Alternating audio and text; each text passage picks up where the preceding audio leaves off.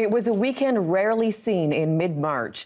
Temperatures nearly 10 degrees above normal in many parts of BC, enough to smash dozens of records province-wide. And while many were happy to bask in the sun, this warm weather is paving the way for growing worries about what's yet to come. The CBC's Lyndsey Duncombe begins our coverage.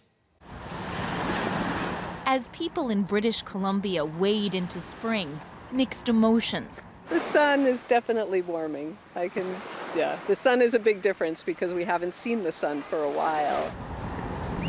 Joy at the unexpected warmth, fear about what it all means. I'm concerned about the potential drought, and the fires and everything is so scary.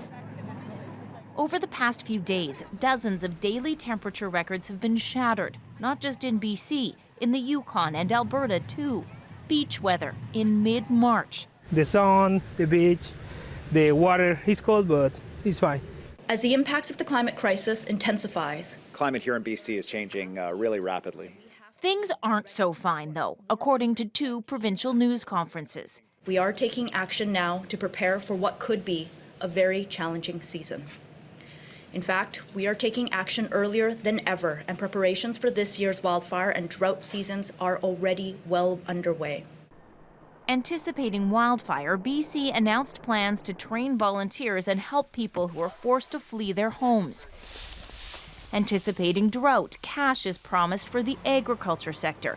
But what ranchers really want is rain. Those insurance programs are designed to cover our bare costs only. You can't make a living at it. We just want to do what our jobs are, and that's to grow food for people and animals. Environment Canada says this heat could stick around. Our models are out, and we're seeing that no cold areas. We're seeing every part of Canada looks like it's going to be warmer than normal. That means warm sun, early blossoms, spring joy, tinged with worry. Lyndsey Duncombe, CBC News, Vancouver.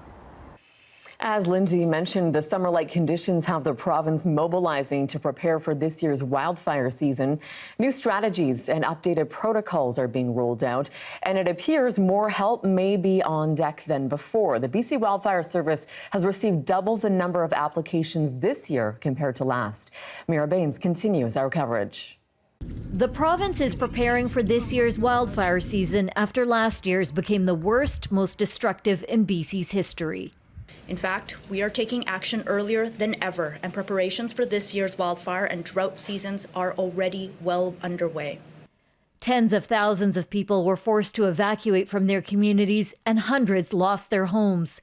The provincial government was criticized for lack of timely emergency response and supports for people who had to flee, now hoping to change that. That's why an expanded team of emergency support specialists within my ministry is ready to be deployed to communities who need that extra support. She's encouraging people who feel they could be at risk for evacuation to create an online profile on the Emergency Services website so they can receive financial support immediately through Interact payments.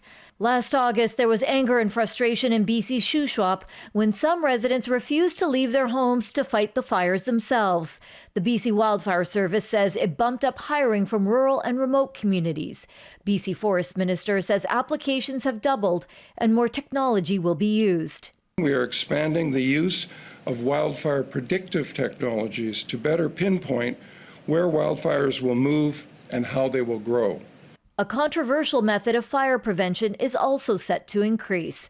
Cultural and prescribed burn projects will increase to 61 this year compared to 23 last year. We are trying to go out and reduce some of those fine fuels out in and around and adjacent to communities, working in partnership with those communities to conduct those burns. Still, weather will be the driving force to what the season will look like, with officials crossing their fingers and hoping for some much-needed rain.